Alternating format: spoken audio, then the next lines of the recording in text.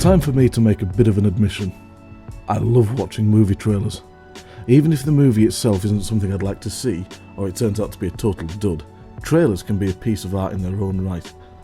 A good trailer teases us just enough by giving us pertinent pieces of information, maybe highlighting the odd plot point here and there. Teamed with the right music and some amazing shots, they can be epic, emotional, thrilling or tense. Other times, a trailer might give away the biggest plot twist in the movie. Looking at you, Terminator Genesis, that's the one. The point is, a trailer is supposed to make you excited for a movie. But what exactly makes a good trailer? And what are some of the pitfalls creators should avoid when making one? Let's kick back and take a look at what makes a good movie trailer. The first trailer ever shown was in November 1913.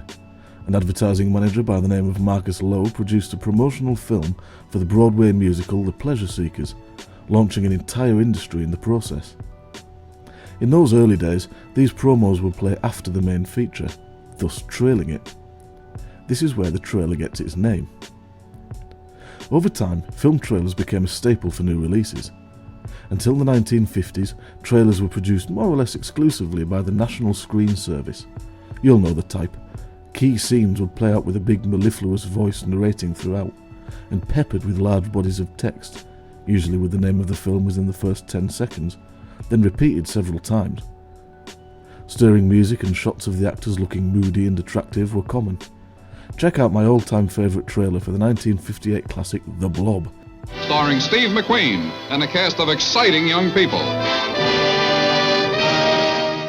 At the start of the 1960s, directors started taking control of how their movies were marketed. Led by Stanley Kubrick, it became common for directors to put their trailers together in-house. This led to an explosion of creative trailers that bore their directors' trademarks, and are more akin to those we see today. Then, in the 1970s, we saw a bizarre hybrid of the two styles. Focusing more on the visuals of a film in the 60s style, these trailers were teamed with a deep, mellifluous voiceover that built the mystery of a film without going too far into detail. Check out this trailer for The Exorcist. Something beyond comprehension is happening to a little girl on this street, in this house. A man has been sent for as a last resort. Here you can see a total of 2 or 3 shots, the most iconic in the film, with that voiceover describing in vague detail the plot of the movie without giving anything away. It set up our protagonist, the saviour, whilst merely alluding to the villain. Then in the 2000s, it all went wrong. Movie trailers became spoiler-filled, giving away some of the big twists or showing most of the set pieces or jokes, such that moviegoers didn't have anything to look forward to. Batman v Superman, well, as if anyone was excited for that in the first place, The Shawshank Redemption, Terminator Genesis, the fifth one, they all gave away either endings or the biggest twists of the movie. So over the years, we've had a wide variety of trailer styles. But what exactly makes a good trailer? Let's take a look.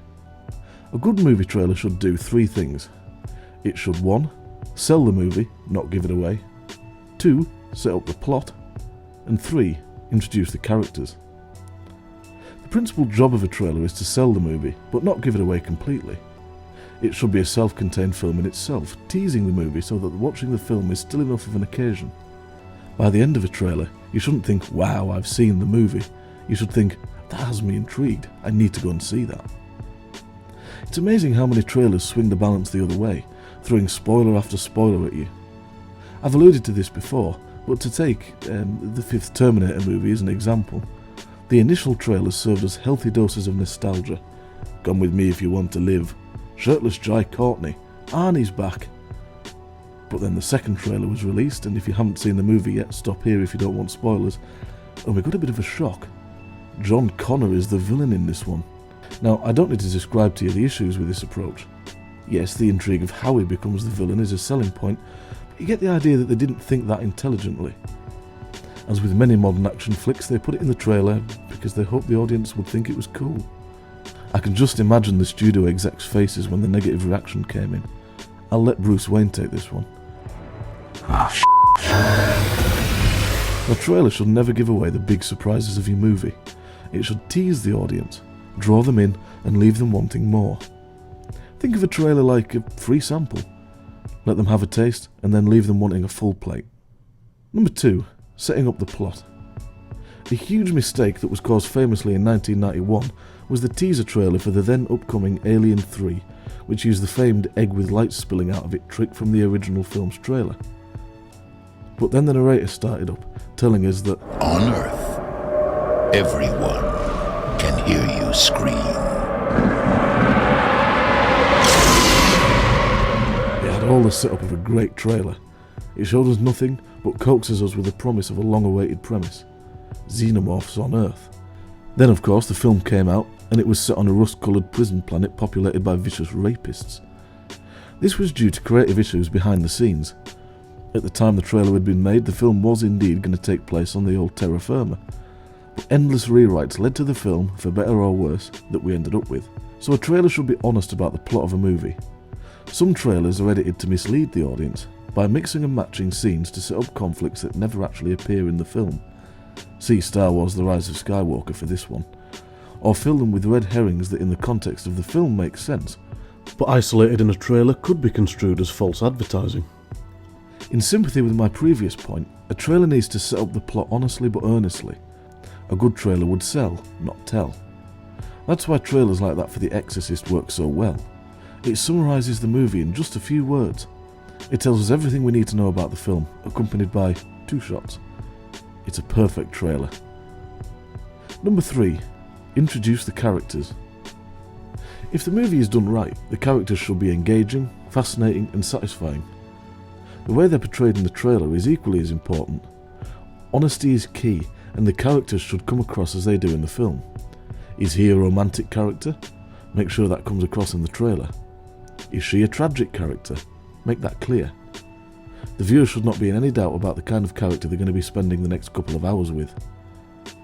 Similarly, if the character goes through a story arc, don't show the full transformation. They should be set up as we meet them, not by who they're going to be at the end, with merely a hint of the conflict, if there is one, they're going to go through. Trailers are all about truth. The film needs to be marketed as the film it is. This involves ensuring the characters, as well as the plot, are advertised accurately. The success of a film is resting on the way it's advertised, and as fans of the Star Wars sequel trilogy may have made particularly clear, baiting your audience isn't the way to go. So where are trailers going? When I first started this piece, I hadn't really considered the various styles of trailers that were out there and how they tie into their respective time periods. So where are trailers going to go in the future?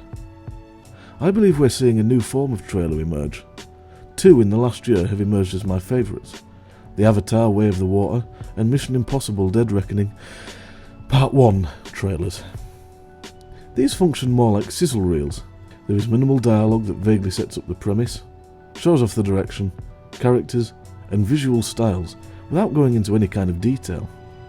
You get the sense that there is a conflict, but that's left as an enigma. For me, these trailers do all 3 of the most important things a trailer should do. It would not surprise me to see more films take up this style of trailer. I'm sure the theatrical trailers will be much more revealing, even though I hope they aren't. But to me, this is a new, exciting and damn near perfect style that needs to stick around until, or maybe if, something better comes along. So, if you work in advertising and you're looking on tips to improve your next trailer, remember, a trailer should sell your movie, not give it away. Set up your plot and set up your characters. Get these 3 things down and your trailer will go down a storm. But what do you think? What are some of your favourite movie trailers? Let us know in the comments. Be sure to subscribe and we'll see you in the next video.